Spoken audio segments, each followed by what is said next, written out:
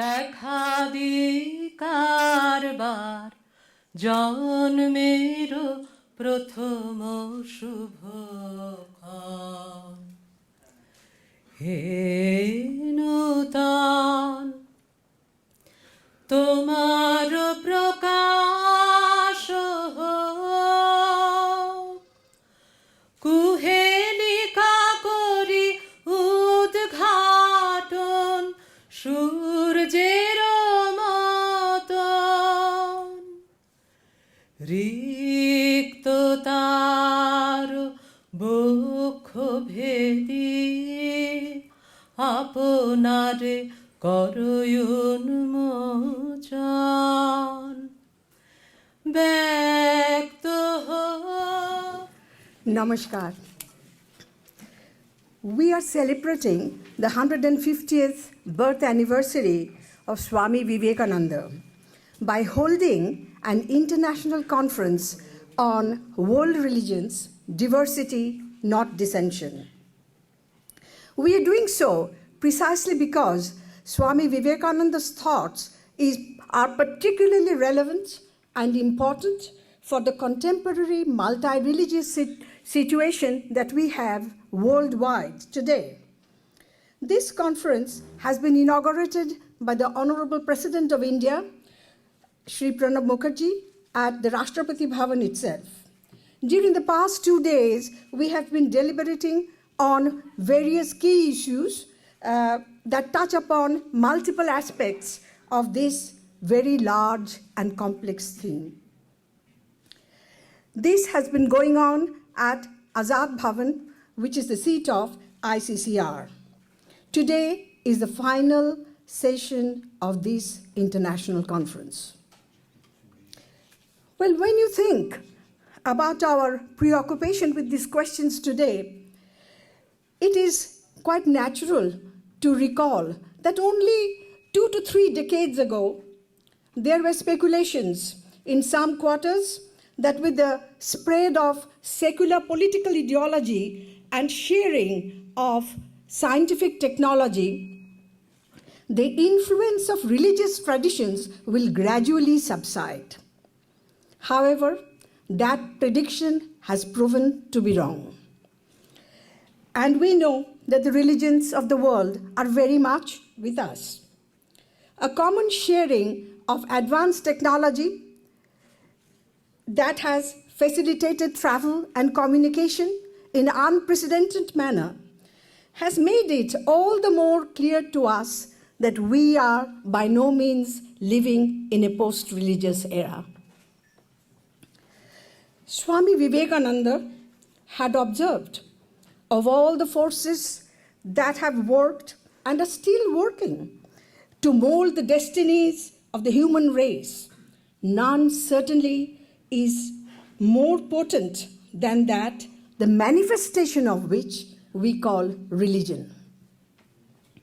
Perhaps the single most dominant criterion used in the public discourse for distinguishing the largest human aggregates one from the other is by their religious identity, associated with one or another of the religions of the world.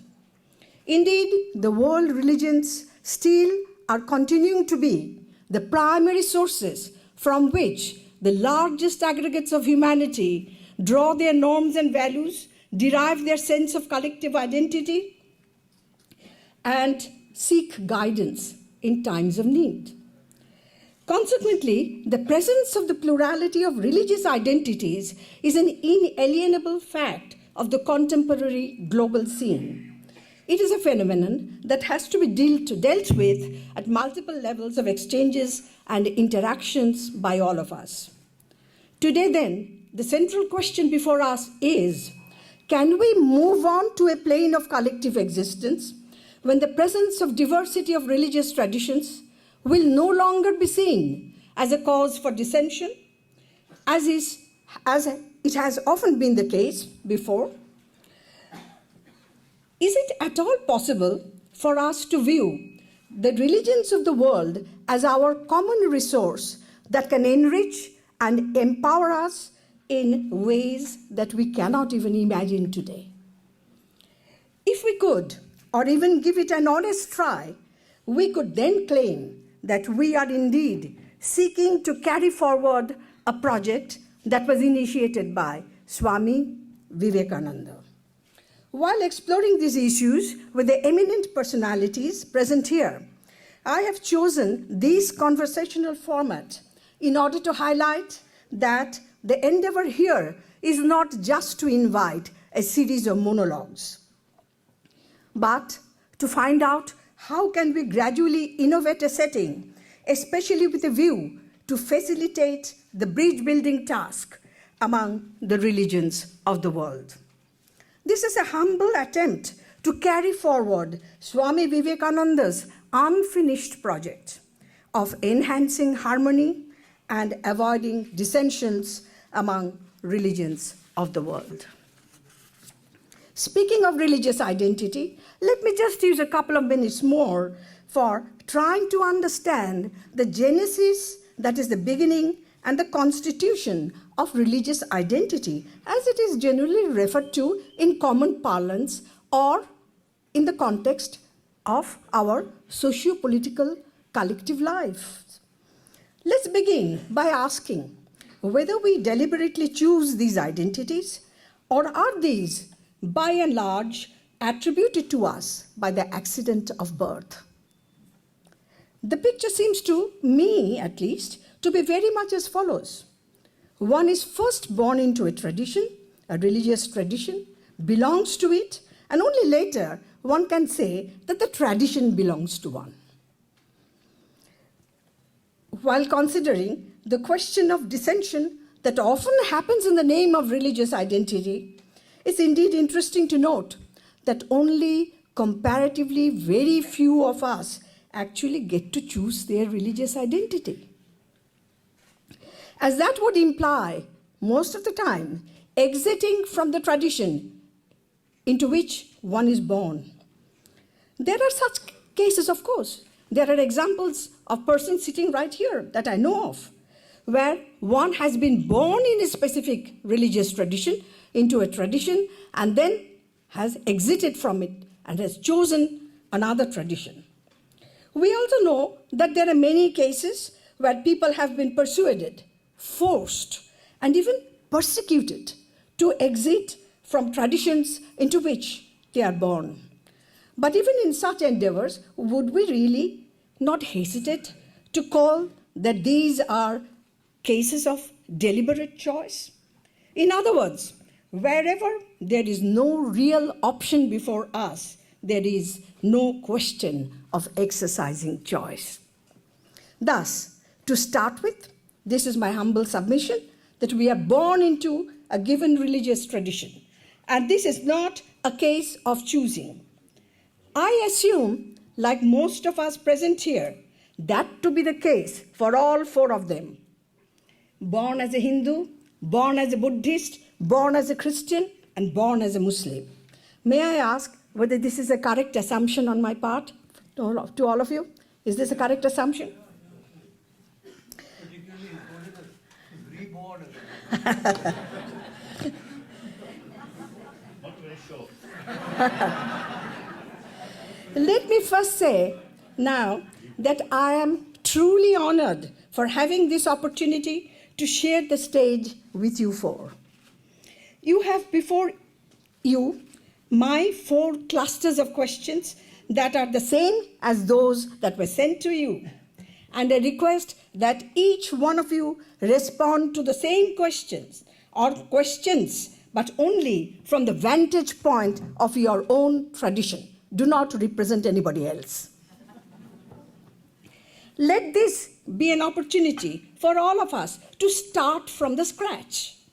Every time I read out one of these 4 clusters of questions, I will indicate whom I prefer would be the first respondent.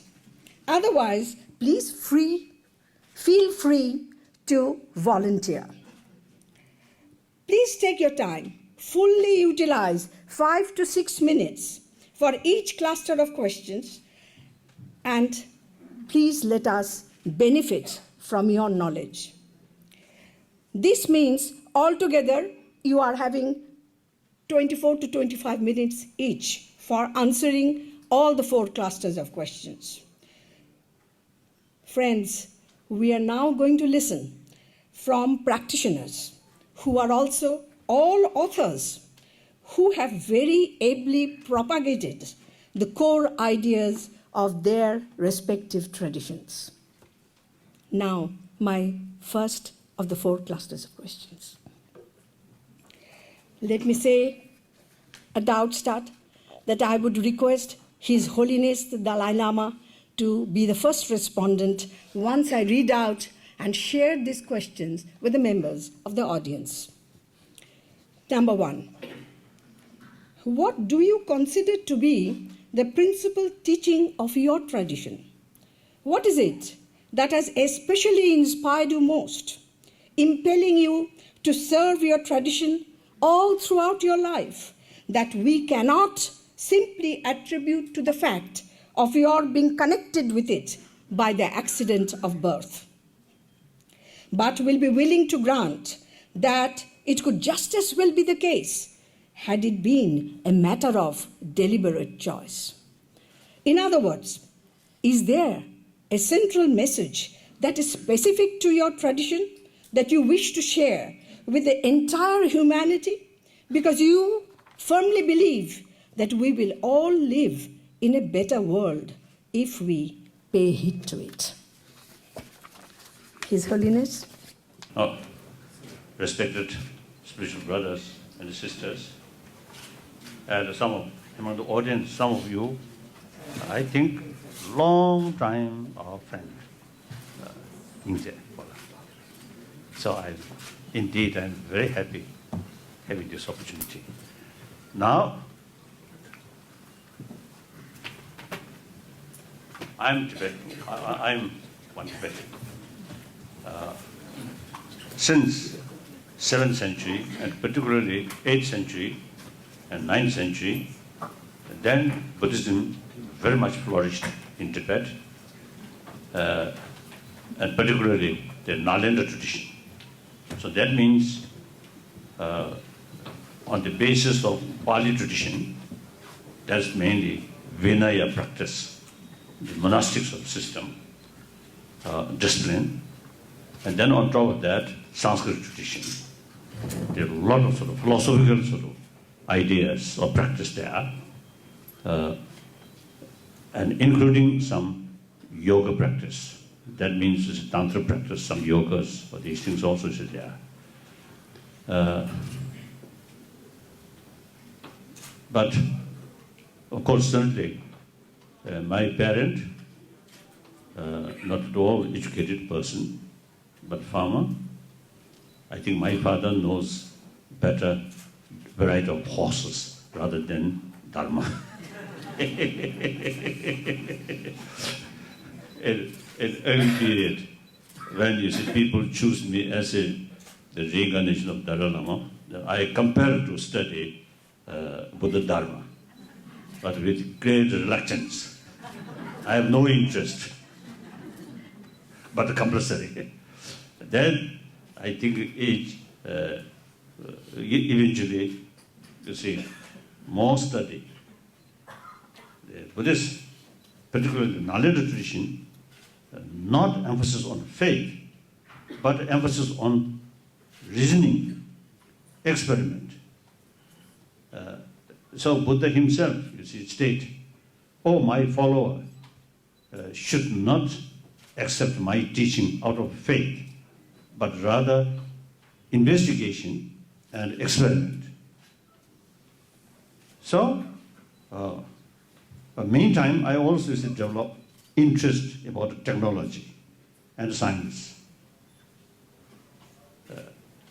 So you see, more my nature, always curiosity since childhood. So you see, more investigation, more thinking, and also observe world. A lot of problems. Essentially, many of these problems are our own creation. No one want problem. But problem, many problems, we are self-created. Then big question, why? Too much self-centered attitude. And then lack of holistic view. So now, so therefore, one of the, I think, Buddhist concept, the Patit Samupad, Patit Samupad, everything interdependent. So that concept gives us holistic view. Some event, not absolute, not independent, but this event, good or bad, happened because of this factor, because of that factor. So that always brings us holistic view. It's quite useful to reduce narrow-mindedness. Then, other hand, the altruistic sort of practice, right? Altruism, sense of concern of others' well-being. So that direct sort of antidote to reduce self-centered attitude. So this is practice. This is things good, useful. Meantime, you see, this also, you see, immense help to understand other traditions.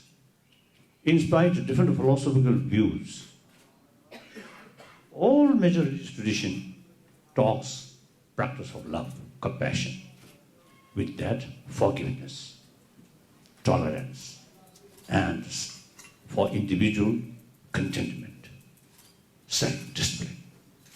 All major religious tradition carry the same message. In order to strengthening these sort of practice, use different philosophy. Different philosophy is necessary. Among humanity, there are so many different mental dispositions. Even within Buddha's own sort of student, there are different mental dispositions. Therefore, Buddha taught different contradictory philosophy. I often is telling people, the contradictory philosophy come from same teacher, not due to Buddha's own confusion in his mind. One day he taught some different philosophy. The next day, next audience, another sort of. This is not due to his own confusion.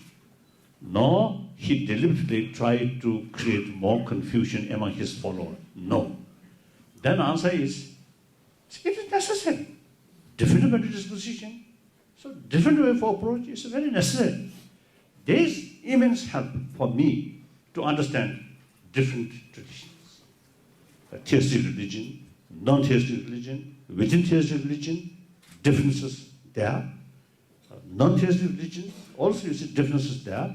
It's necessary in order to fulfill variety of people's wish. Thank you.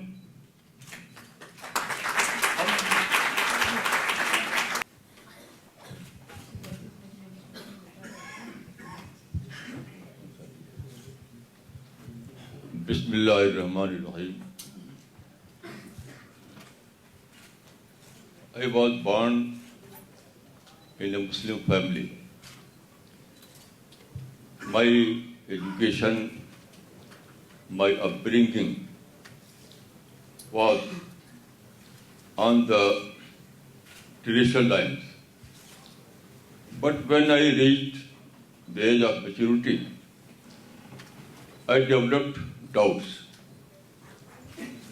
I discovered that I am a seeker and was sided with that version of Islam that I experienced in masjid, in madrasa, and in Muslim society. It was a very tragic moment for me. Then unbelievably, an event happened.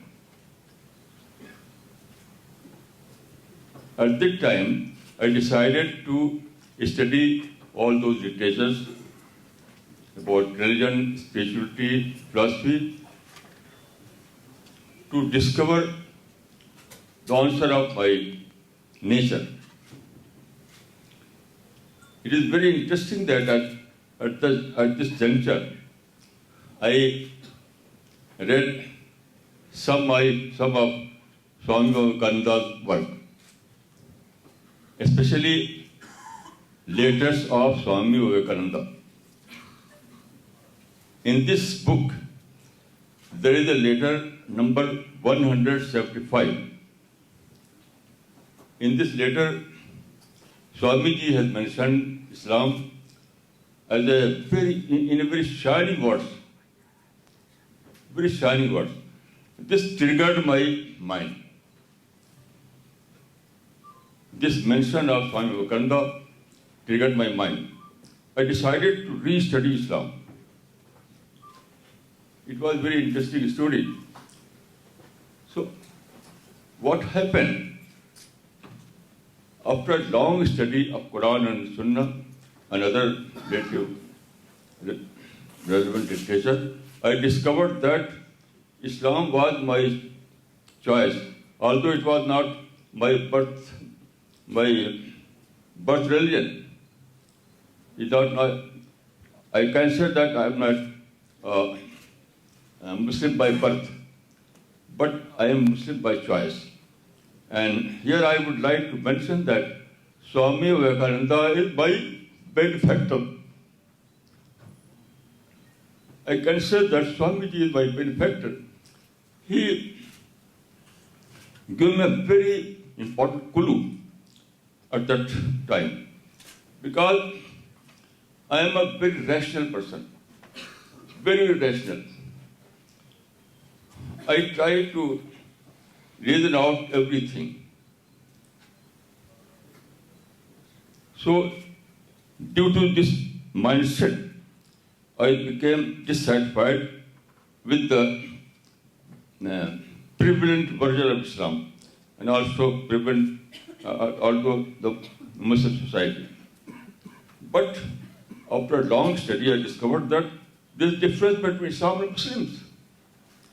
I was confused between the two. Before this study, I was confused between the two. After study, I discovered that there is a difference between Islam and Muslims. If you want to know what is Islam, you have to differentiate between the two.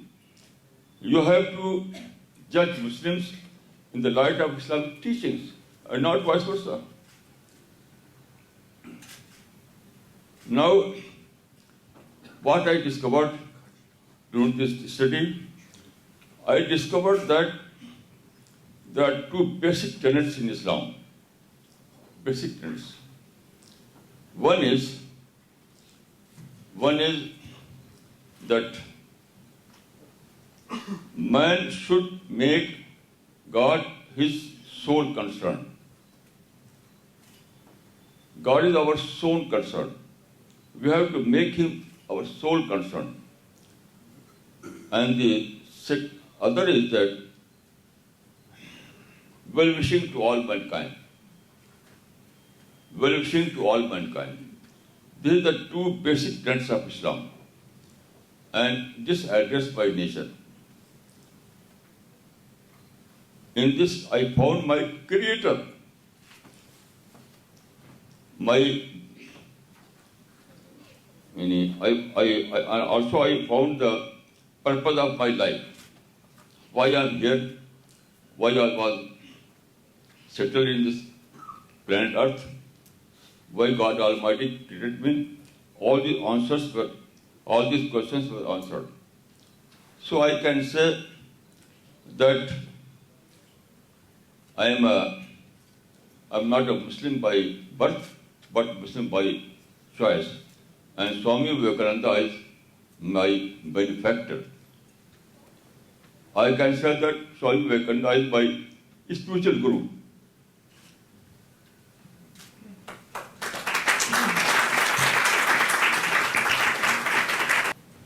Good morning. I am Christian because I was born into a Christian family. And like others, wandered away from my faith, but only very slightly. And I would say the tenet of my faith that holds me to my faith is that tenet of incarnation, that God became human and dwelt among us in human form, in the form of Jesus Christ. And the reason that that is so crucial and important and central to me is because what it says to me is that our bodies matter, that our bodies are not an irrelevancy. Our bodies are not a prison for our spirits, but that there is something very particular, very holy about our humanity, about our human form. And when I examine the scriptures of our faith, the question that we are asked at the end of time, when God comes to judge us, is not the question of how many hours did you spend in prayer or what was your liturgical practice, but did you clothe the naked? Did you feed the hungry? Did you visit the prisoner? Did you care for the sick? And those questions, that kind of ultimacy is what holds me to this faith, that keeping my eye on the eternal, yes, but I am required by my faith to act in the present reality with eternity in mind. Thank you.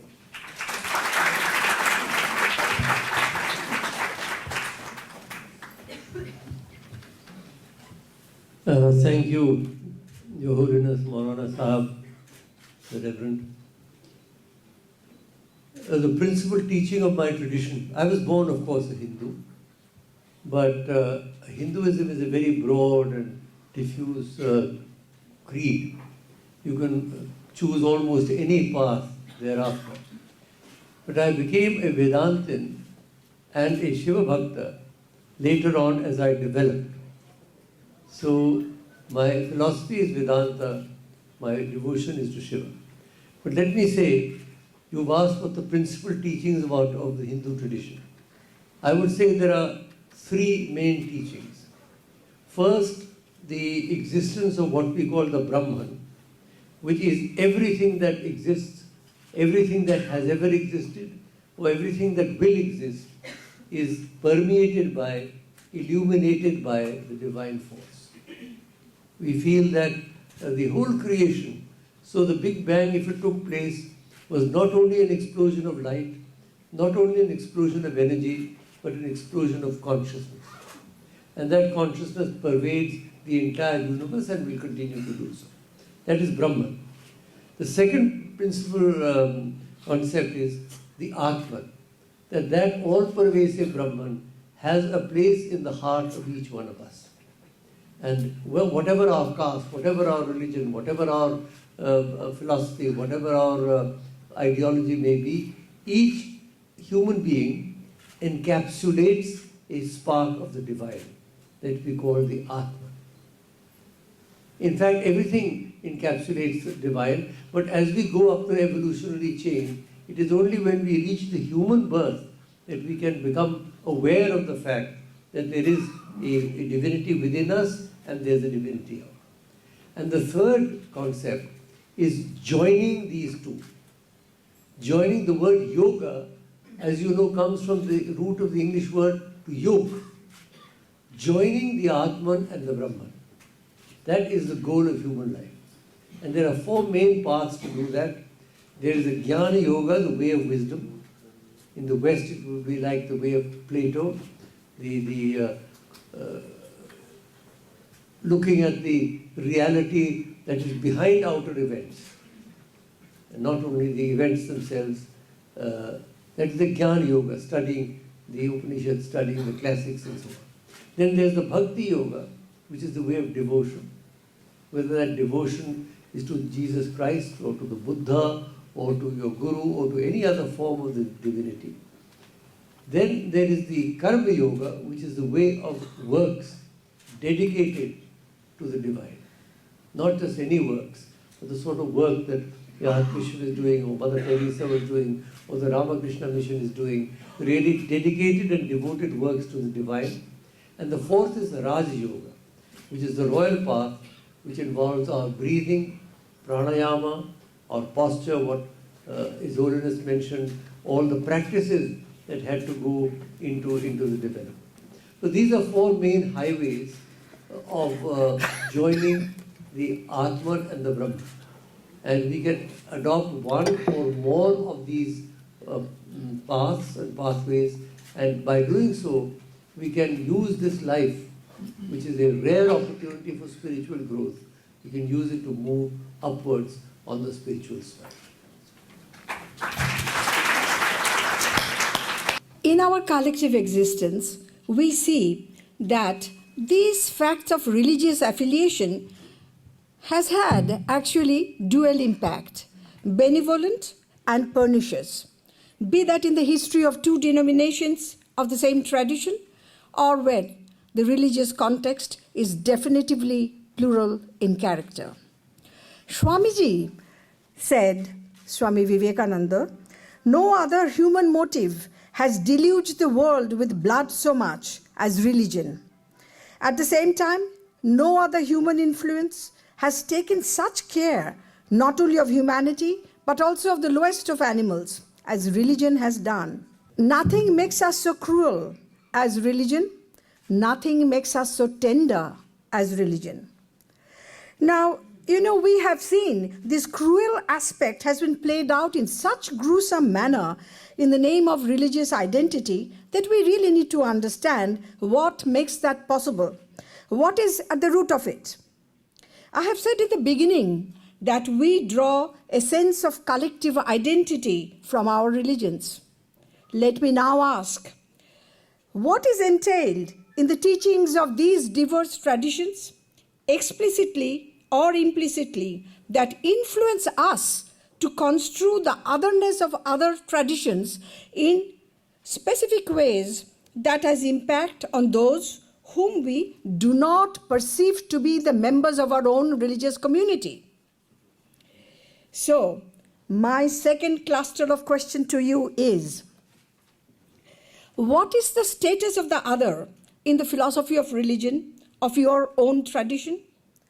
What is the explicit or implicit teaching that is bound to influence the attitude of members of your own community as and when they invariably encounter these others?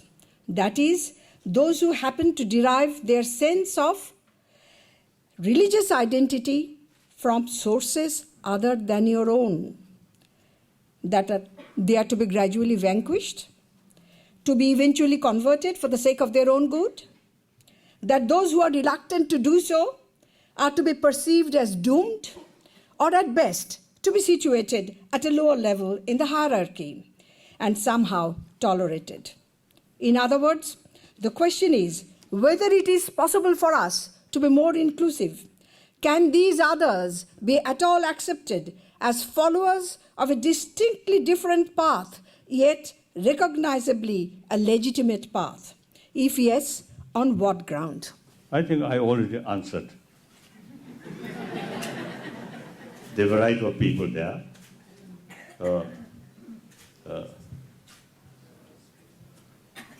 Then perhaps I may add one thing.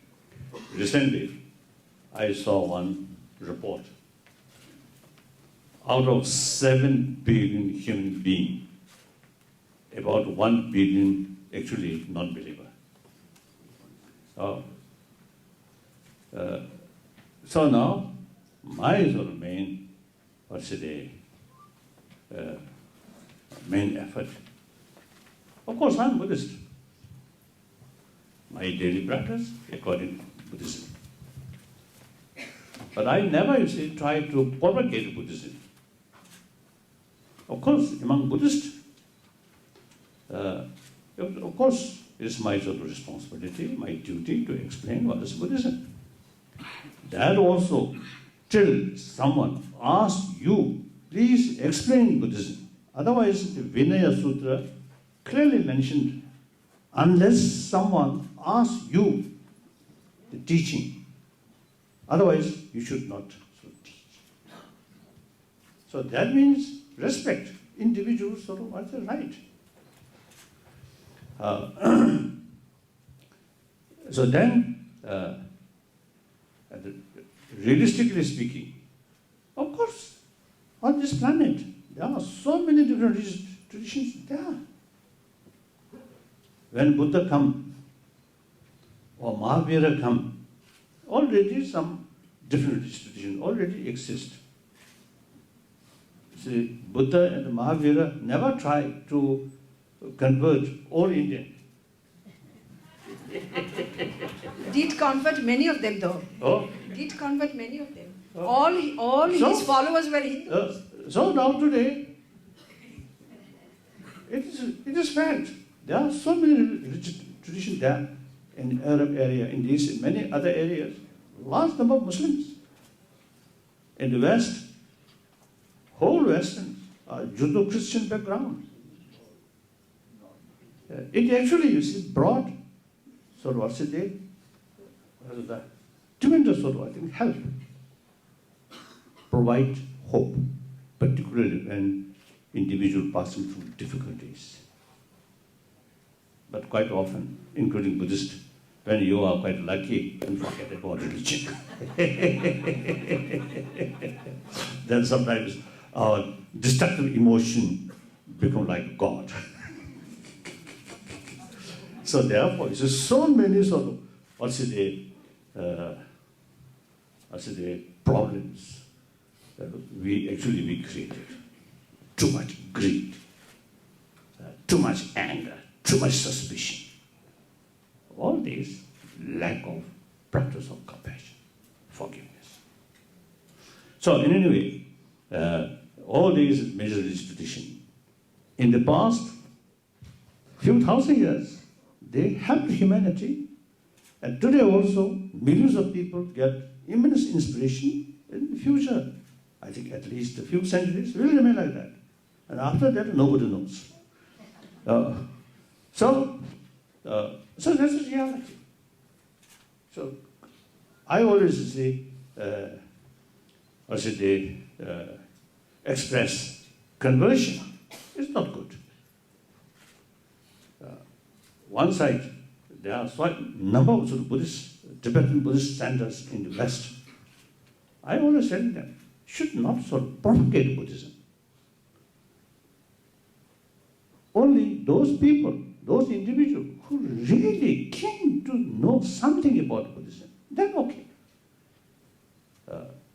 Actually, one our friend, one German businessman, want to build one sort of meditation center in France.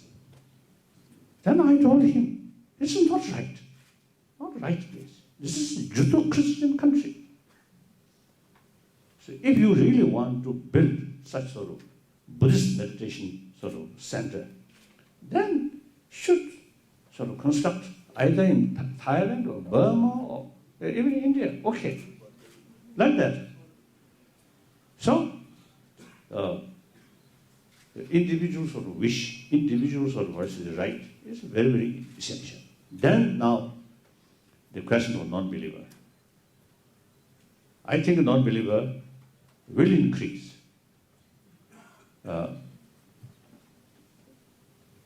So these non-believers are also part of humanity.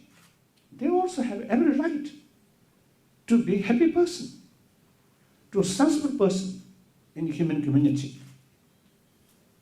So now, without touching religion, usually I say secular ethics, not talking about God, not talking about Buddha, simply according to our common experience, common sense. Common experience means we everybody is come or born from mother. The Raja also isn't born that way. Me as a peasant child, also born that way. And you too. Also, I think you, fortunately, Bishop Tutu, wonderful father.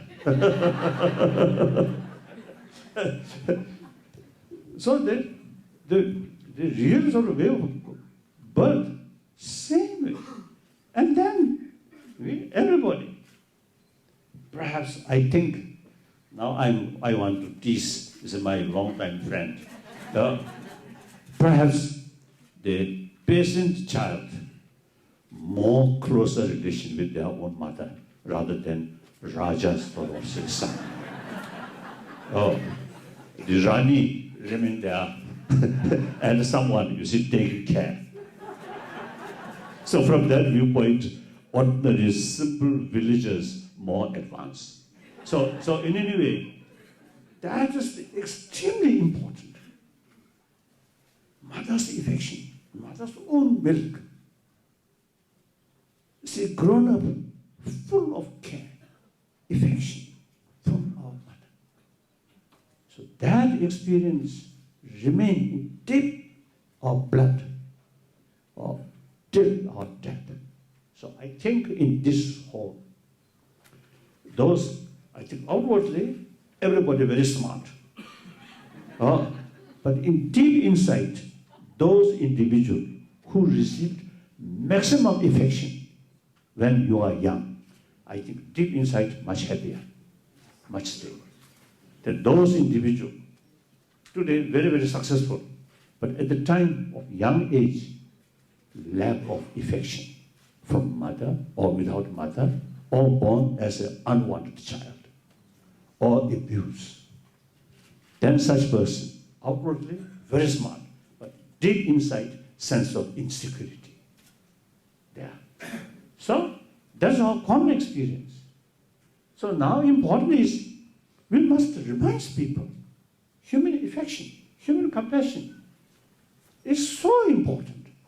Even health viewpoint. Now medical scientists, now they clearly sort of mentioned the constant fear, constant anger, hatred, actually eating our immune system.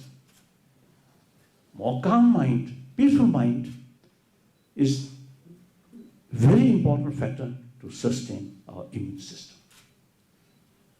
You just mentioned, you said, my face, you said, looks, let's say, healthy. So, I think, through my own experience, I think calm mind, even though the situation is quite sort of difficult, but you can keep your mind peaceful. So that really immense benefit for good health. So sometimes some scientists, when we have some sort of discussions, they say, healthy body, healthy mind. It's not sufficient just taking care about healthy, because that body's health, medicine, or injection, no. But the ultimate sort of source of healthy body is peace of mind. So that we can educate non-believer. Not important to become religious mind, but remain warm-hearted person, more compassionate person.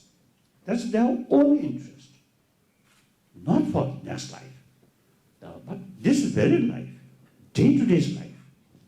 More compassionate mind here, and take more sort of sense of concern of others' well-being. Then no room to harm others, to cheat others, to bully others. No. Actually, you take sincere care of their well-being. So automatically, 1,000-year-old Indian tradition, non-violence. The very basis of non-violence is compassion. Take care of their well-being. Then no room to harm them. So ahimsa, not out of sort of weakness or out of indifference. No. Non-violence, ahimsa,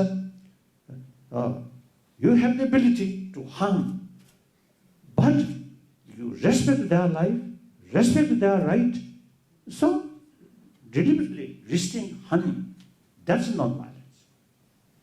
With non-violence there, with ahimsa practice there, then religious harmony automatically comes.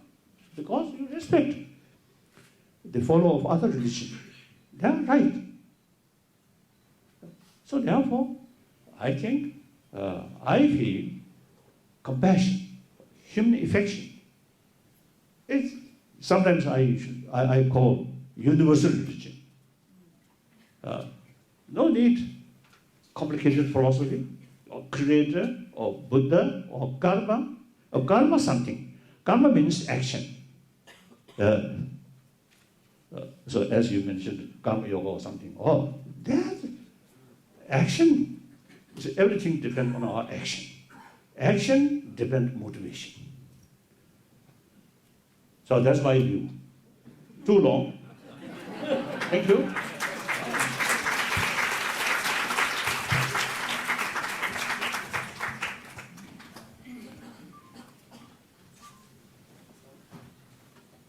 You know, Muslims generally divide the world between Muslims and non-Muslims. Muslim world and non-Muslim world.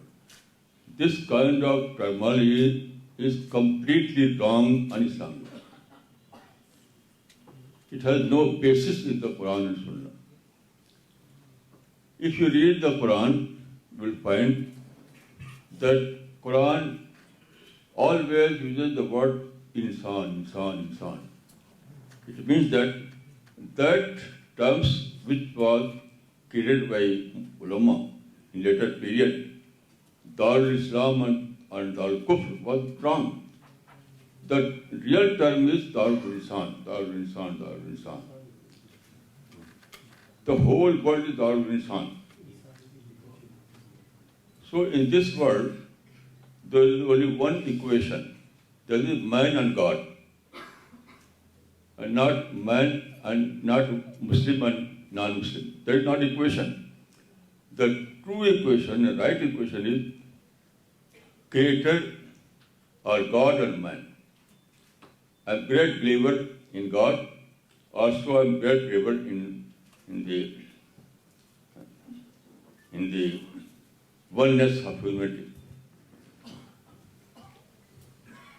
Then I would like to say that in modern terms, several Muslim countries have adopted the term Islamic Jamhuriya. Islamic Jamhuriya. This term is completely wrong. You know, Prophet of Islam never used this term. Prophet of Islam or his Khulafa never used the term Islamic Jamhuriya. To everyone, every mulk will be called with its natural name.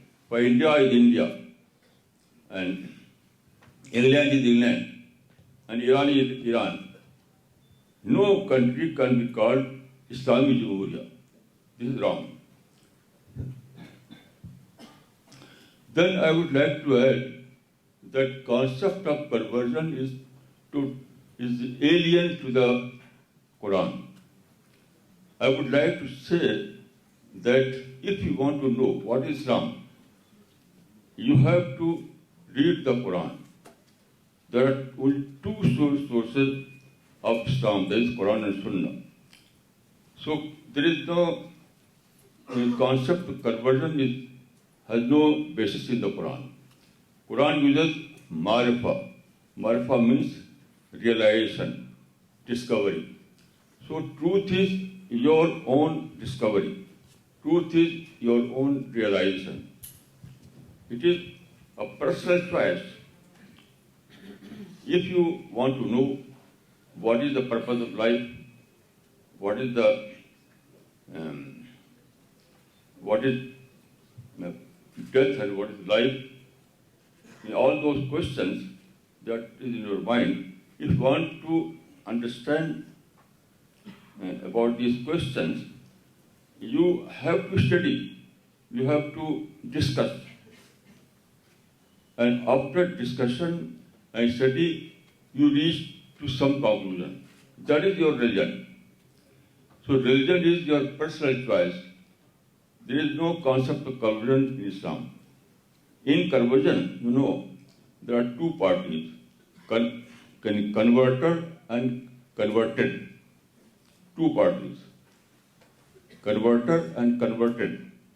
But this is not the concept of Islam. In Islam, there is only one party, there is you. If you want to know what is truth, you have to study on your own. And when you discover something as a truth, you have to opt for that. Then there is a question. This world is full of differences. Everywhere there are differences. Among family members, there are differences. And in a society, there are differences. Even in one religion, there are differences. So what to do? The best answer was given by Swami Vivekananda. Follow one and hate none. Follow one and hate none. This answer is also mentioned in the Quran. Lakum deenukum waliya deen. For you, your religion, for me, mine. So I have formulated this Quranic verse in these words. Follow one and respect all. Follow one and respect all. This is the only practical solution how to deal with differences. We cannot eliminate differences. Differences are part of life. So we have to manage differences rather than try to eliminate the differences. So best answer is that follow one and respect all.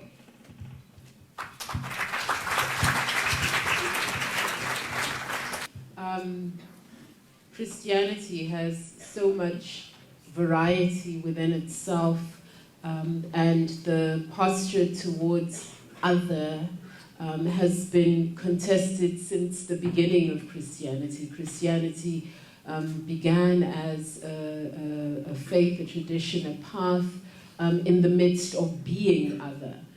So the Christian tradition was born out of the Jewish faith, and so stood in the posture of being the other religion to a religion that already existed.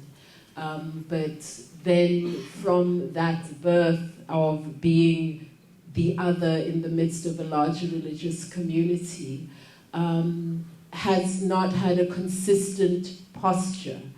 So you'll see in Paul's letters his advice to Christian spouses of people who follow another faith tradition, that you can, by your good practice and your good personality and your good being, your good exercise of your Christian faith, be an example for conversion of the other.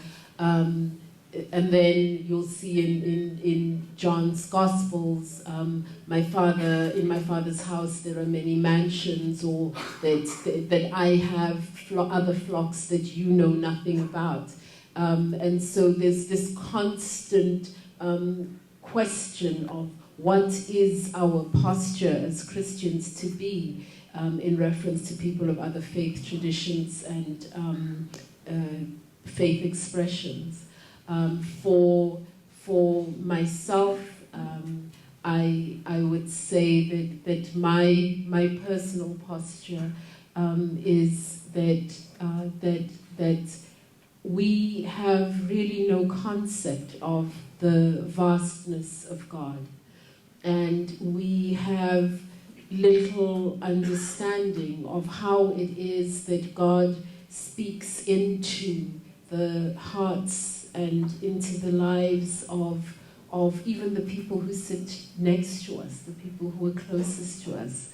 And so there cannot be a one-size-fits-all expression or experience of faith. And so we have to stand in profound respect of the way that other people experience and express their faith.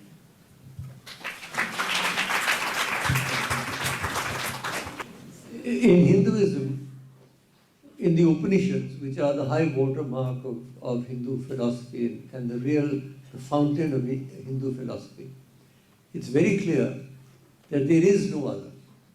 Yastu sarvani bhutani atmanyaiva rupashyati sarva bhuteshu chātmanam tato nabhijugupsade yasmin sarvani bhutani atmev abhut vijanatah tatra ko moha kahashoka ekatvam anupashyati.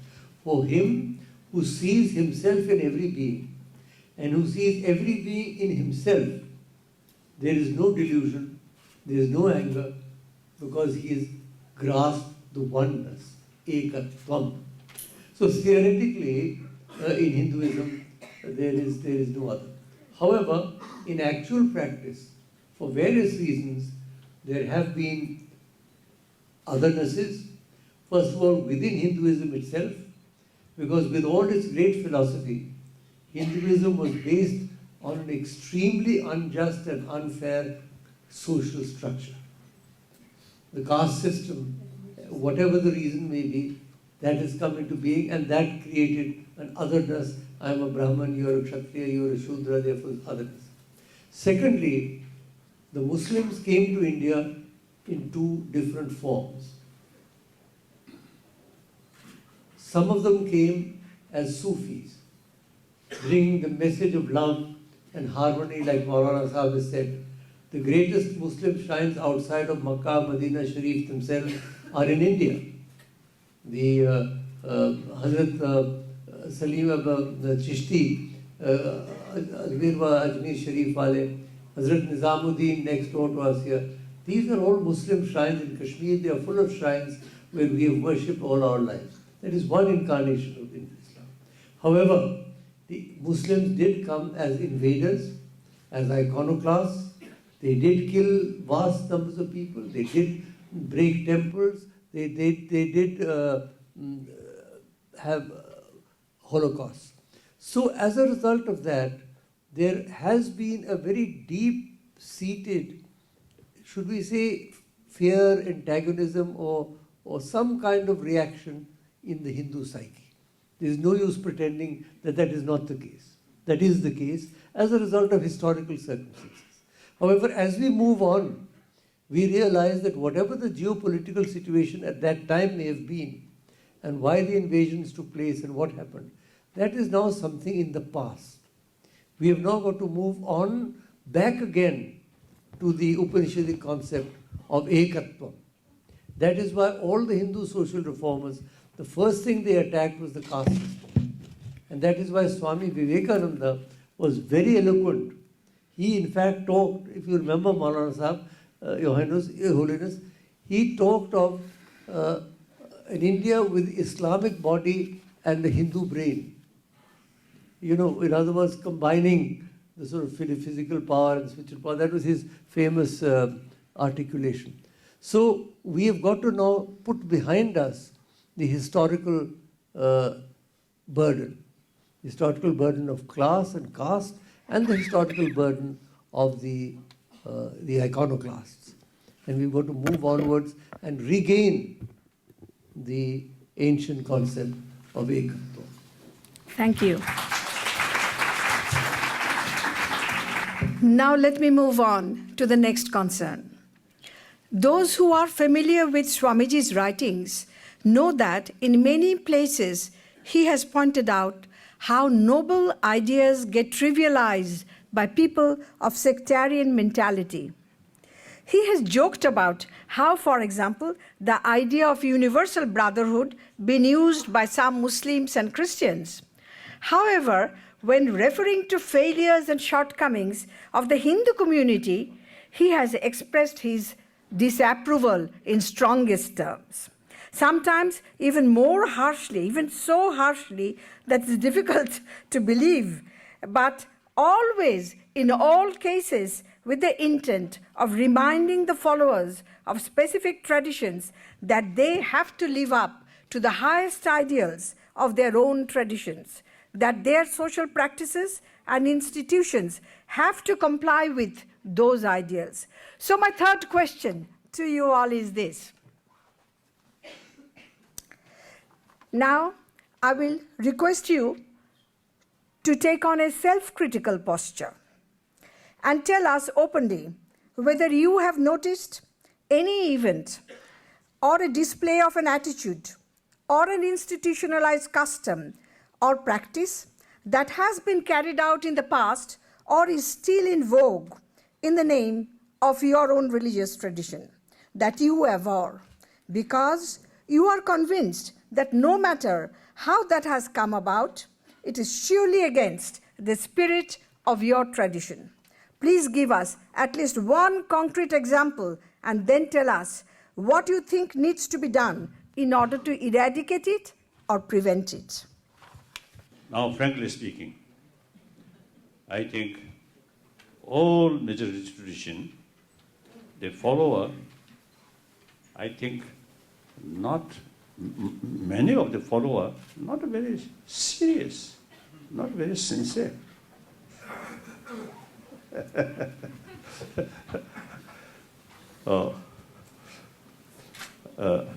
I think so. And then another thing. I think various religious traditions, I think the people, because lack of knowledge, the real sort of message of your own tradition, real practice of your sort of tradition, lack of knowledge that simply you carry rituals and kasachuti, some sort of ceremony. And for example, a Christian in the Sunday service in the church, at that moment looks everybody very serious.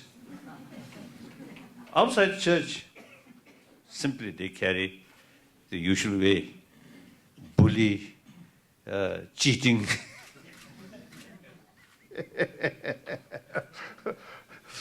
So these is people not very serious. Among Tibetan, among Buddhists, also you see there.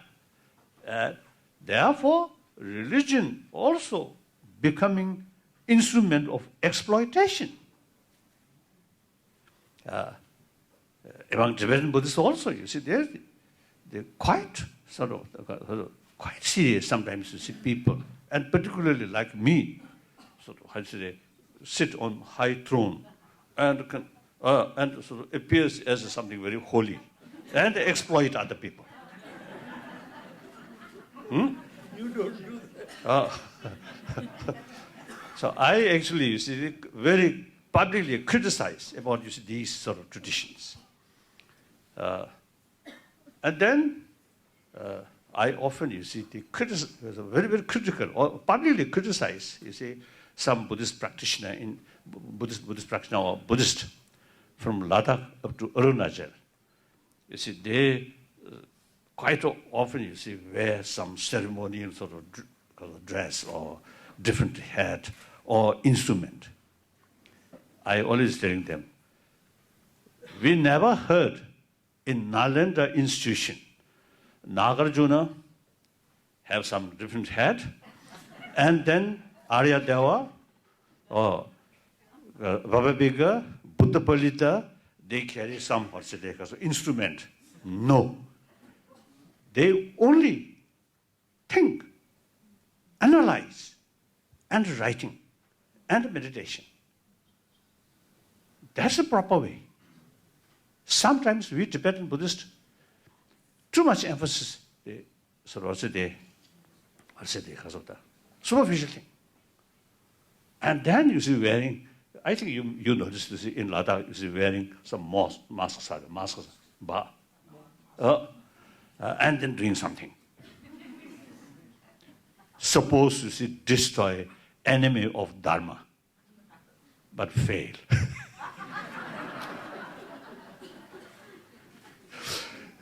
So this, we too much sort of involve superficial thing. And many Hindus, they simply sort of worship Ganesh or Shiva or Saraswati or this. I think every Hindu family, most of them, I think morning, some in the form of worship, some flowers, some incense, and recite some Sanskrit sort of shloka, but without knowing the meaning. Then, sometimes I sort of jokingly, you see, since I'm very close, I always consider Indians are historically our guru, really, our guru. All our knowledge learned from Indian guru. That's clear. So sometimes I jokingly telling those worshippers in the morning worship in front of Ganesh or something, and almost it seems like, today my practice of corruption, practice of hypocrisy be successful.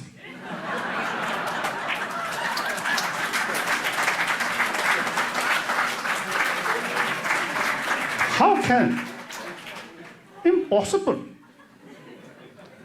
So these clearly, and then Muslims, I don't know you, but there's some Muslim friend there. I think you also maybe pray to Allah, successful some of your wrongdoing. So it is impossible. Killing between Sunni and Shia, now in Pakistan and many other places. Both the follower of Allah. How can? All these never sort of carry the real teaching seriously, sincerely. Just religion, religious faith. Religion is just a lip service. I think we must be, whether you accept religion or not, up to individual. Nobody can force, right? No. I think Buddha's time, they are non-believer. Like Charvaka, a non-believer. Never impose. But intellectual level, argument, debate, that's okay. But meantime, respect Charvaka also. Therefore, this is up to individual, whether accept religion or not. Once you accept, you must be very sincere. You must be serious. That one is my sort of general critics. That's I really feel. So, since I publicly criticize other, so before criticize other, first I myself check. Right from early morning, this day, I should carry Buddha's sort of practice sincerely, seriously. If I tell other these things, I myself, you see, do different way. That's hypocrisy. Sometimes I was telling people, religion also, you see, seems teach us how to act hypocrisy. Telling truth, honest, truthful, honest, compassion, forgiveness, and practice nothing. Isn't it? Then perhaps, you see, my own sort of one sort of criticism, or I think disagree. You see, Bosupant, one of the great scholar of Nalanda, and younger brother of Arya Asanga, these two publicly used to hold the Chittamantra philosophical view. So the Bosupant, you see, his writing, Abhidhamma. So there, he explained about geography. So Mount Meru in the center, sun and moon go like that, same level. I am no longer accept that. So I a little bit sort of repair this way, with respect. sometimes I used to jokingly telling people, the Basubat, without glass and without sort of the telescope, it looks, you see, sun, moon, almost same size, except slight differences. So he described sun and moon size is, except, I don't know, yojana, except one yojana differences. Otherwise, 50-50. Sun 51, moon 50.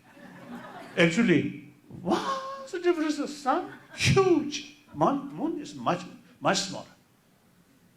So, as a Buddhist, as a follower of knowledge tradition, we must accept the reality. So one of the Buddhist logical sort of approach is investigate. If you see things go against our real sort of, because of the investigation, then we must reject that. So like Nagarjuna, and Chandrakirti, and Kasachuti, Shantadeva, all these great sort of knowledge masters, you see, they even sort of investigate Buddha's own word. If you see certain point which mentioned in Buddha's own word, if goes against our sort of experiment, investigation, then we have right to reject that. So therefore, I also follow that tradition. So Boswant mentioned Mount Meru. I, with great respect, now that is old fashion of thinking, not reality. Excuse. I usually used to do that. So that's, let's say, the critical way. Criticism like that.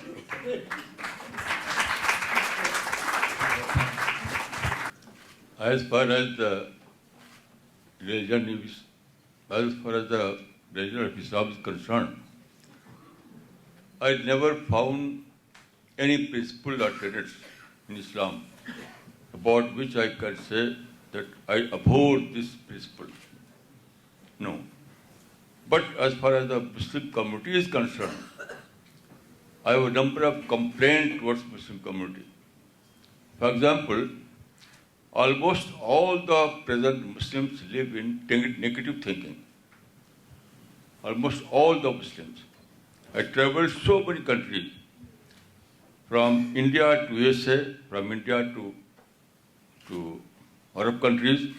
Everywhere I found that Muslims are living in negativity. They always complain about other nations. Arabs say that America is Adul Islam Rakam Wahid. Other Muslims say America is enemy number of Islam. This is wrong, completely wrong. According to Quranic teachings, and I don't believe that anyone is our enemy. I don't believe this notion. But if there is any enemy, for the sake of argument, I would say that if there is any enemy, then what Quran says, there is a verse in the Quran, La tastawi al-hasana wal-sayyi'a idfa billati ahsan fa idha alladhi bainaka wa bainahu adawak kannahu waliyyun hamim. It means that do good deed in return for bad deed. And you will find that your enemy has become your dearest friend. What a revolutionary idea. According to this Quranic verse, there is no enemy. Every human being is either your friend or potential friend. So turn this potential into actual. So why complain against enemy? So I completely reject this idea that world is our enemy. They are conspirators. Then the other aspect of this negative thinking is that when you live in negative thinking, you you will lose greatest blessing of God.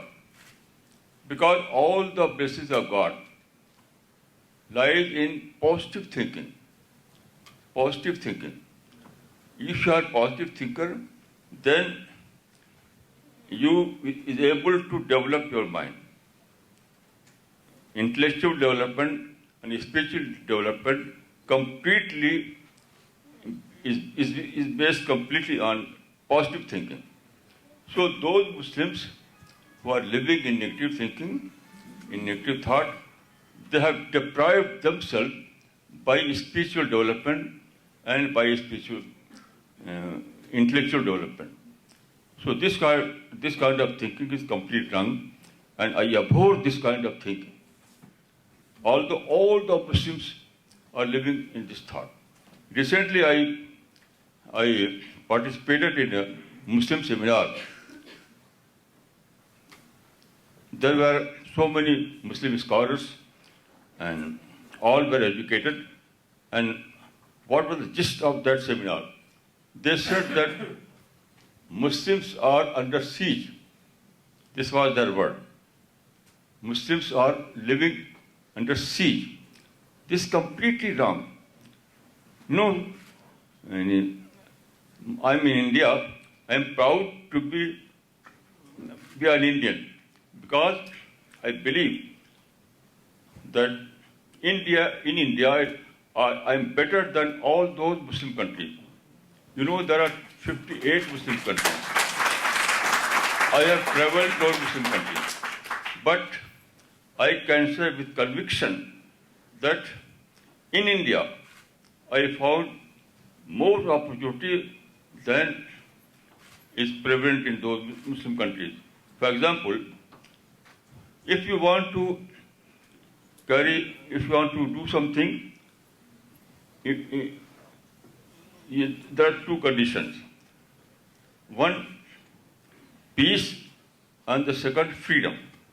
Without peace and freedom, you cannot do anything, any great thing. And I can say, according to my experience, but in Muslim countries, you cannot find the both. If in any country there is freedom, there is no peace. And if there is peace, there is no freedom. But in India, I enjoy the both. In India, I enjoy the both. Here I enjoy peace, and at the same time I enjoy freedom. So I always live in shukr that I was born in India. Otherwise it's not possible for me to start this mission. I know so many people who were born in other Muslim countries, and they started mission like myself, and they were gunned down. They are compelled to exile in their country. But I'm here in India. I'm completely free. Completely free. There is no restriction for me. So this kind of thinking, that is negative thinking, I abhor it, and I can say that unless Muslims abandon this kind of thinking, they cannot progress.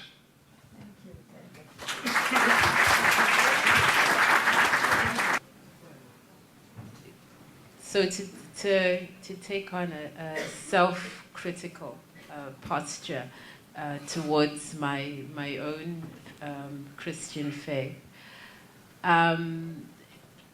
in the way in which it is practiced, I would choose actually two things to critique. The first would be the attitude that is still prevalent in much of the Christian community towards HIV and AIDS and towards those who are infected with that disease, and the mentality that is a punishment from God. And so the shaming and stigmatizing of people who live with HIV and AIDS. That's something that is changing within Christian communities around the world, but it's not changing fast enough. And so people are still too ashamed to allow their status, their HIV status, to be known. And then the second is a very self-interested one, which is the way in which our tradition, not the faith in and of itself, but the way that the tradition is enacted with regards to the position of women. Women and girls in our religious communities are not uniformly treated with the regard and the respect which they so rightly deserve. There are positions of power in our church communities that are often not open to women. There are whole denominations which will not allow women to exercise roles of liturgical leadership. Within my own denomination, to sort of draw it down very narrowly and very specifically, within my own denomination, the role of women as ordained leaders is still contested in some parts of the Anglican Communion. This past month, we've just ordained the first 2 women as bishops in the Anglican Church in Southern Africa, but that has come as a hard-fought battle. In the church in England, there still hasn't been agreement that women can be ordained bishops. So all of those things are very much a place where I say that there's no tenet of our faith that says that women are not fully human and so cannot fully express roles within the faith community. And I would venture that Christianity is not the only religion that has that issue. There are 2 areas which I abhor, to use the word in the question. As I said, both of them are not theological questions, they are sociological questions. The first, of course, is the rigidity of the caste system, in which millions of people have been subjected to iniquitous and extremely derogatory situation in society for 1,000 years, for 2,000 years. Of course, now we have tried to overcome that with our constitution. There is absolutely no difference between citizen and citizen. Everybody has the freedom. In fact, in any way practicing untouchability is a cognizable crime. You can go to non-bailable offense. So a great deal has happened in the last 60 years. But this thing that's built into the social structure of Hinduism is something that still needs to be fully eradicated. And until it is eradicated, I don't think we really live up to our Vedantic concepts. The second thing is, again, not theologically, but practically. The position of woman in Hinduism is extremely high. As you say, if there's a god, male forms of the divine, there are female forms of the divine. There are goddesses. There's Durga, who combines the power of all the gods in her. And the name of the goddess is always first. It is Sita Ram, it is Radha Krishna, it's Uma Shankar, it is always the woman whose name comes first.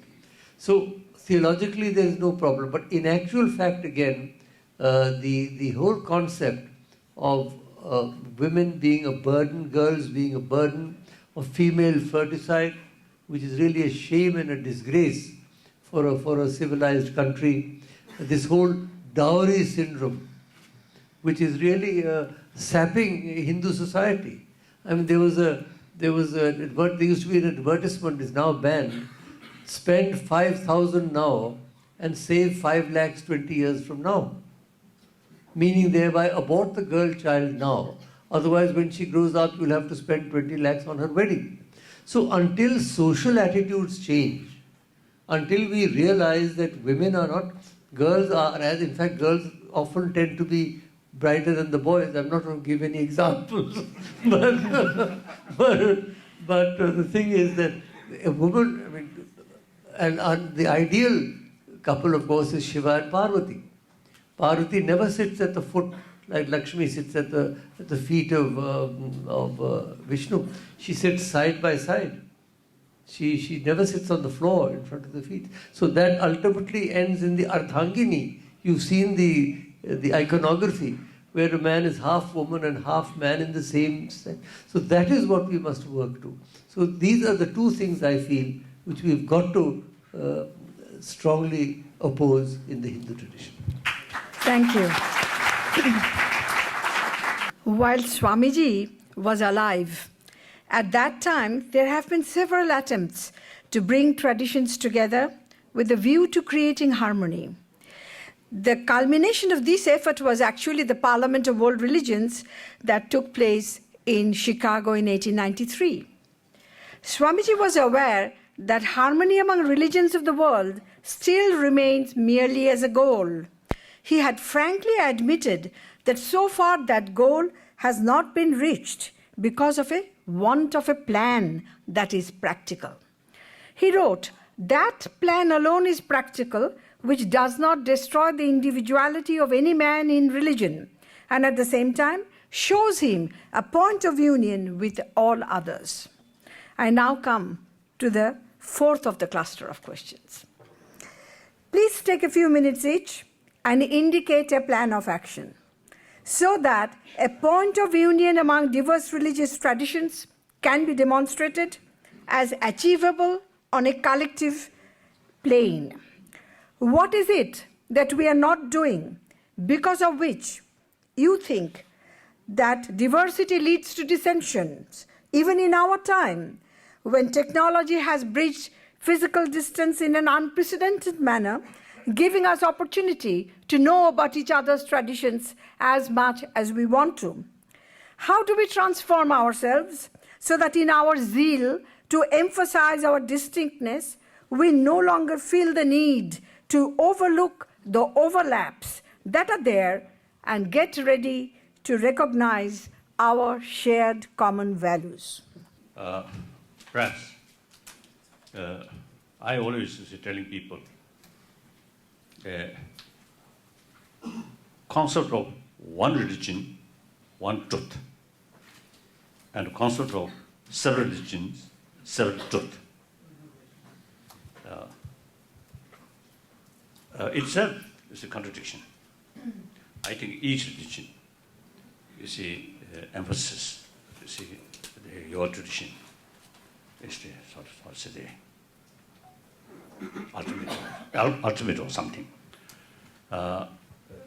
So, in order to develop or in order to keep single sort of pointed faith towards your own sort of tradition, the concept of one religion, one truth is relevant. Now, in the terms of community, now here, obviously, now this room. So, one truth, one religion is no longer relevant. Now, several truth, several religions are already there. That's a fact. So, in the terms of community, the concept of several truth, several religion is relevant. In the terms of individual practitioner, concept of one truth, one religion is relevant. So it's a no contradiction. Now, religious harmony.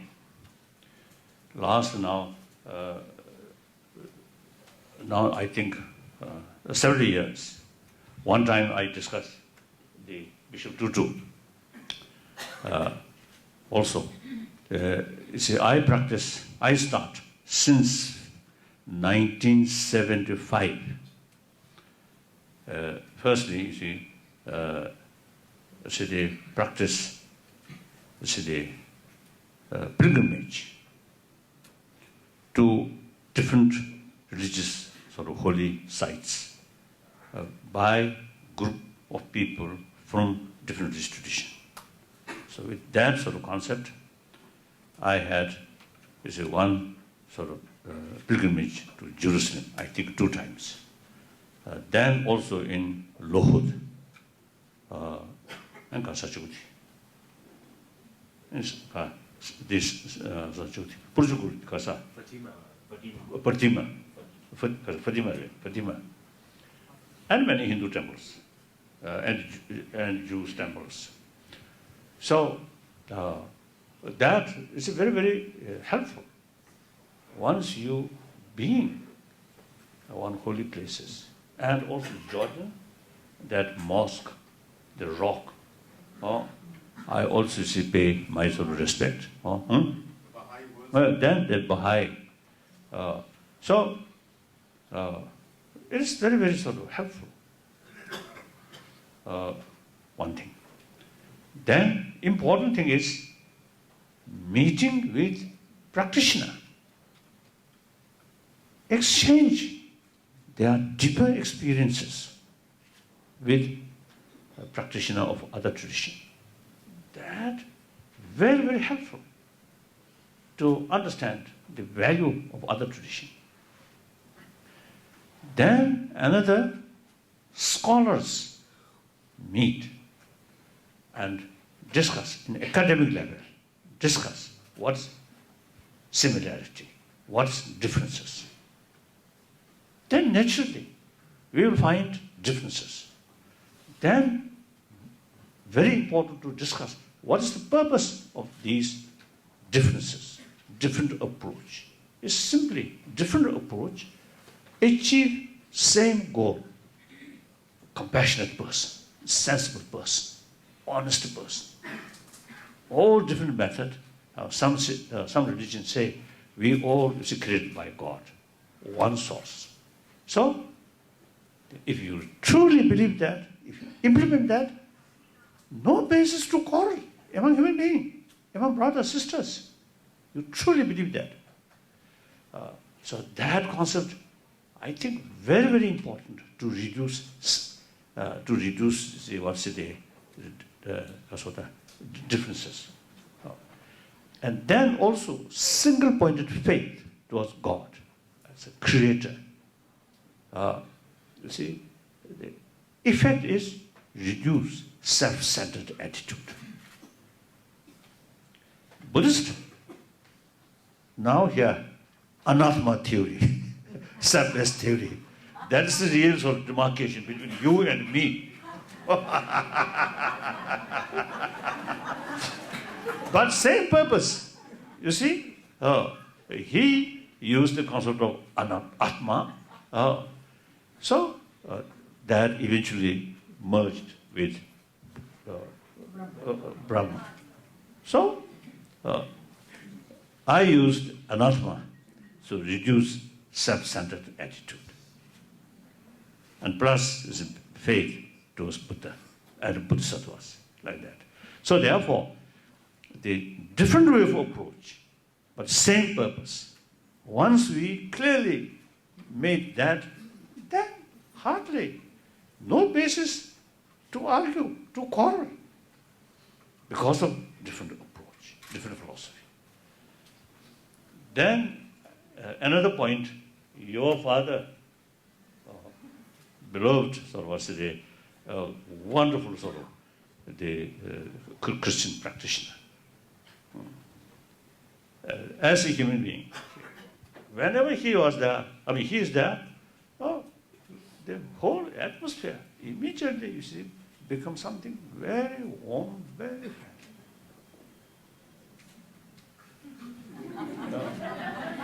So, and then daughter, you see, carry same nose. Oh, wonderful. Now, I really believe, you see, you also carry same spirit. That's wonderful, wonderful. So, you see, he, at one point, then still misses one thing, that then, like Assisi meeting, religious leaders sit together and send same message from same platform. Message of peace, message of importance of spirituality. I think ordinary people, in the eyes of ordinary people, millions of people get is some, I think, very significant sort of impact like that. So then your father, as he told me, another point, that's whenever some disasters happen, then people from different sort of faith come together, serve together, help together. That also, I think, very good. All religious tradition teach us, serve people, serve needy people. So therefore, in that respect, I think our Christian brothers, sisters, I think more committed than Buddhist brothers, sisters. So wonderful. So that I think, you see, I think many of you, I think already sort of, I think they practice these things. I think you know very well. A few occasions we discuss these things. Now, I really sort of feel India is the only country where all major world religions live together. As you mentioned, I think last year or 2 years ago, I was in Jodhpur. I met one Romanian who carried some research work about religious harmony in this country. So then he told me he visited one Muslim village. Village means at least a few thousand population must be there. So he found only 3 Hindu families, but no fear, completely sort of safe, completely sort of friendly with the rest of the Muslim community. So that's India. And then also, of course, I think not worthy to mention between these great scholars. But you see, some of my Muslim sort of friends, they told me, real Islam practitioner should not create bloodshed under people. If you really create bloodshed, then no longer Islam practitioner. Then also is the reason mentioned, Islam practitioner must extend love towards entire creature of Allah. Then the concept of jihad. Jihad means combat with your own negative emotion. Not sort of violence or fighting with other people, but combat with your own wrong things or mistake things or inner sort of destructive things.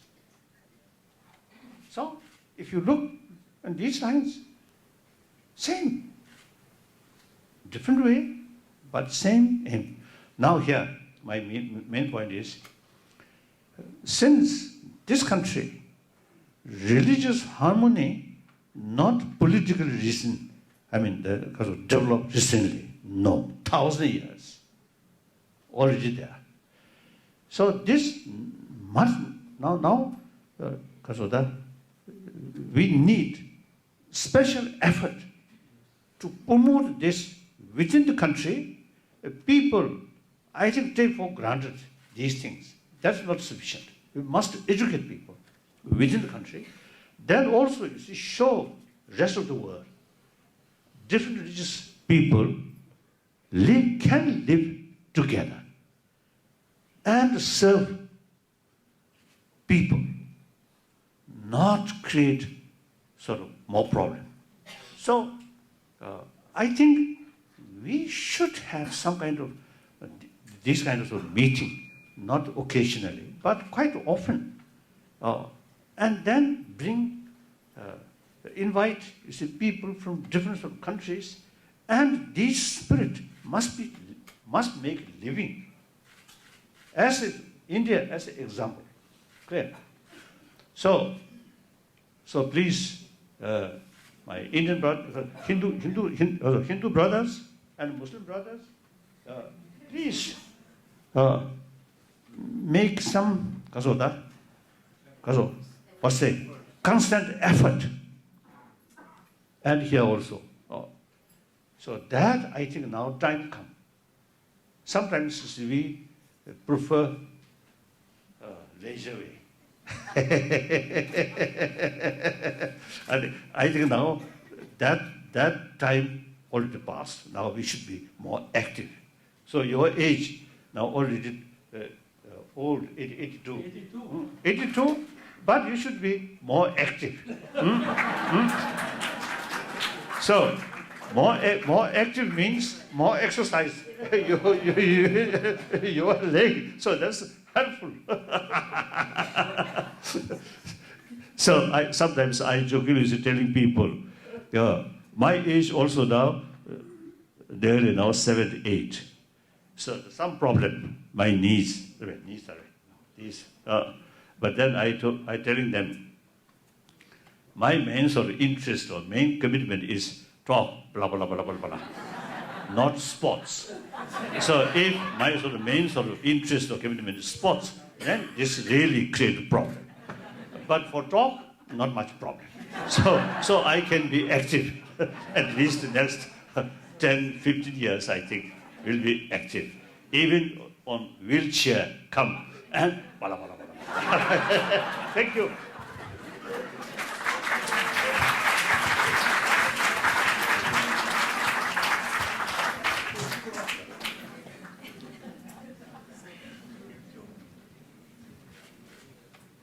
Diversity or difference are part of nature. We cannot eliminate the difference from life. So the only option before us is to learn the art of management. We have to learn the art of management of differences rather than try to eliminate it. This is the first formula that I derived from my Islamic studies. Then, according to my experience, difference is not an evil, not at all. Difference is a blessing. Why? Because difference creates challenge. Challenge leads to discussion, and discussion results into development, intellectual development. This is the formula of life. I always income differences. I always invite differences. I always invite criticism, because it is criticism and difference that through which we can develop our mind, our personality. So this is my experience about differences. Then, if this is the situation, then what is the solution? According to Islam, the solution lies in the same formula which I cited earlier, that follow one and respect all. Here I would like to give a very beautiful example from the life of the Prophet of Islam. You know, when the Prophet of Islam migrated to Medina, you know, he started his mission in Mecca, then he migrated to Medina. At that time, there were basically two groups, Muslims and Jews, roughly half-half. So, Prophet of Islam issued a declaration that is called Sahifatul Medina. It means declaration. It means Medina Declaration. In this declaration, it was mentioned that Lil Yahude Dinuhum Walil Muslimin Dinuhum. For Jew, their religion, for Muslims, their religion. This is the best formula of management. So, what happened? Prophet himself gave example. One day, he was in some part of Medina, and he saw a funeral procession passing through a street in Medina at that time. So Prophet was seated at that time. He stood up in respect of that Jewish funeral. One of companions said, "O Prophet, it was funeral of a Jew, not a Muslim." Prophet replied, "Alaysat nafsan? Was he not a human being? Was he not a human being?" Here you can see that Prophet was able to discover the commonality between himself and that non-Muslim. So, this kind of artificial partition that he is Muslim, he is non-Muslim, this is wrong. Everyone was born by God Almighty. Everyone is human being. So he said, "Alaysat nafsan?" Was he not a human being? And when he is a human being, and I am also a human being, so this is the true commonality. So this is the right solution to the question of difference or diversity. So according to my experience, this is the simplest and natural formula. Simplest and natural formula. Follow one and respect all. And I have no hate against anyone. I can sit with total with love and compassion with anyone. I have no hate in my mind, in my heart. So why? Because I always see man a creation of God. Everyone is creation of God. You all are creation of God. So why I hate? There is no difference. So this is the only formula of living in harmony. In this world, it is impossible to eliminate the differences. So we have to learn the art of management, and by following this formula, we can establish a society of harmony.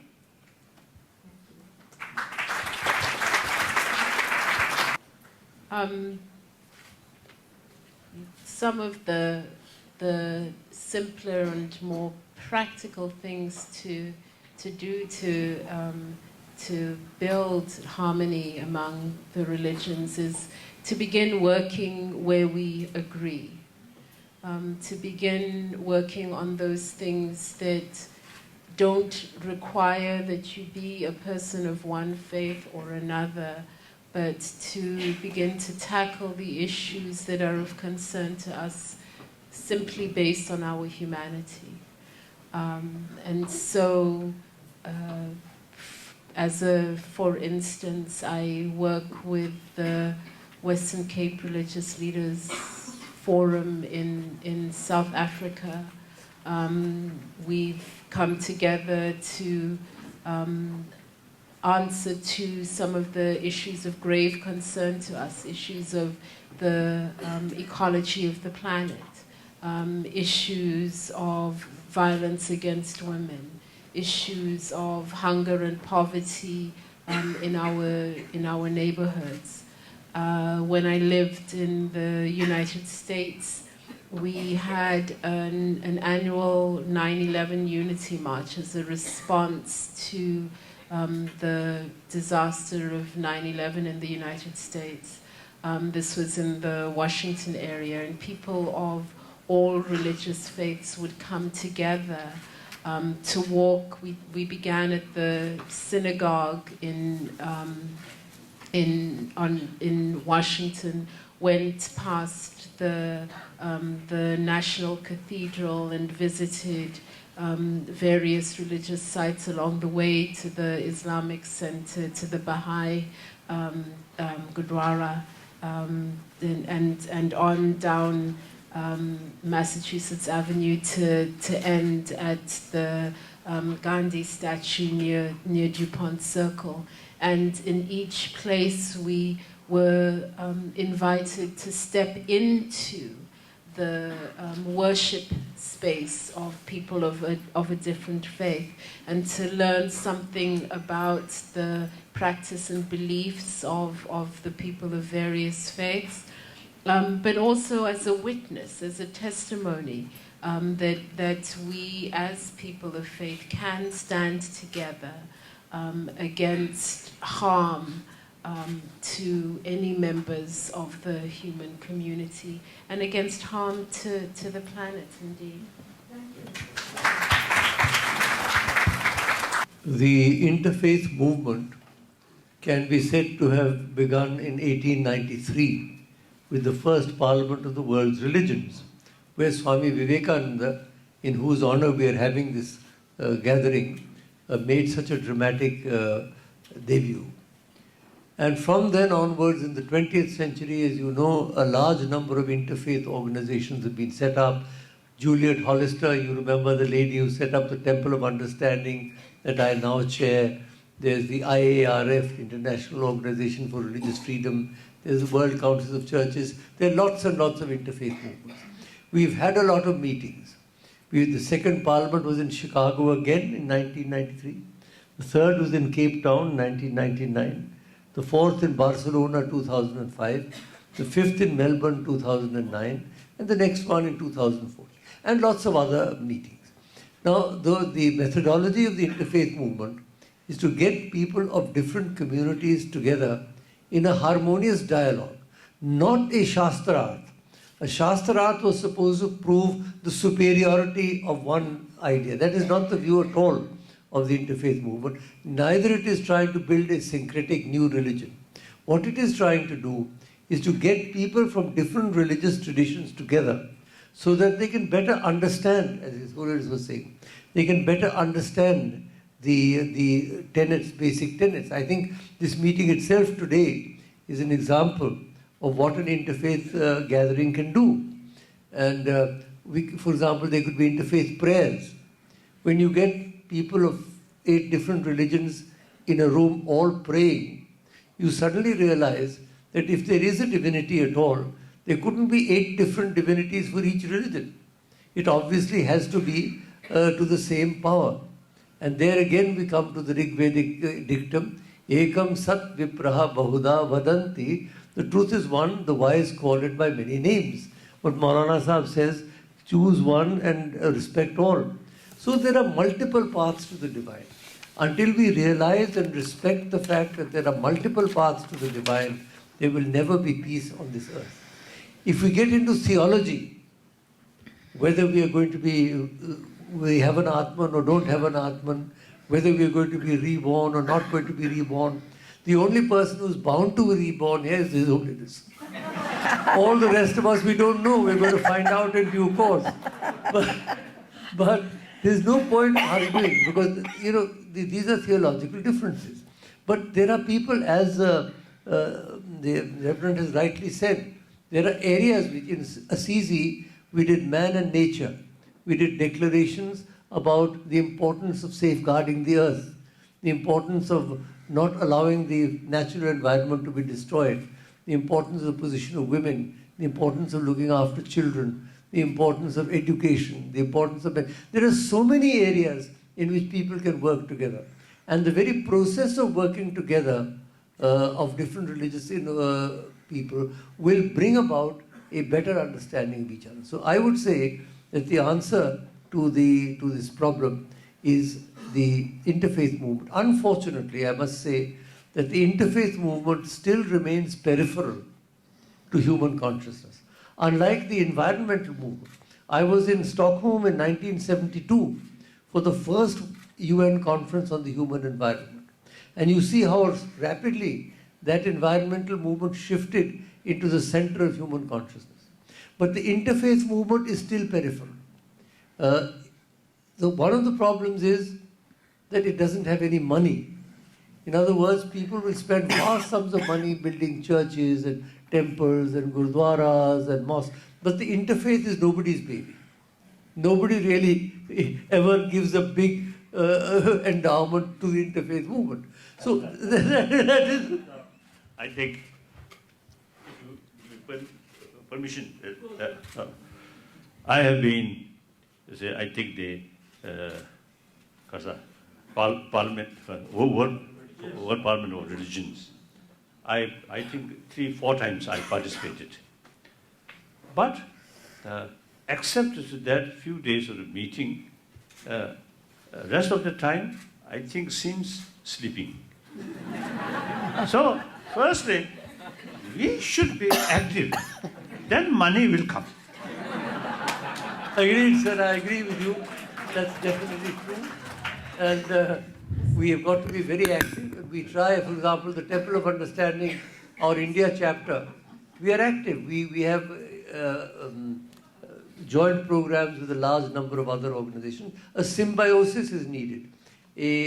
Different organizations from different religions working together for social service, for uplifting the poor, for healing the sick, for educating the disadvantaged. I think that is the way in which we can really move onwards. I think promoting the religious understanding, that one way.